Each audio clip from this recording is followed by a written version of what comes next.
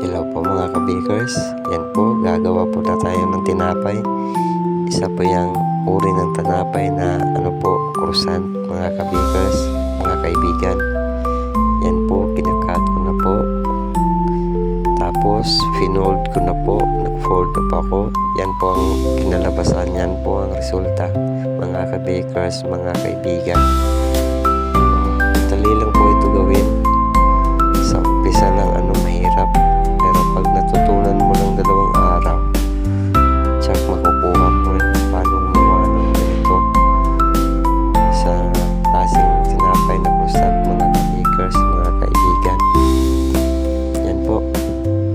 Pagmasdan nyo po. Tingnan nyo po. Tsaka may cinnamon po tayo dito. Yan po. Yan po, cinnamon po natin.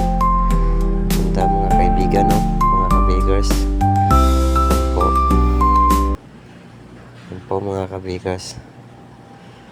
Maraming salamat po.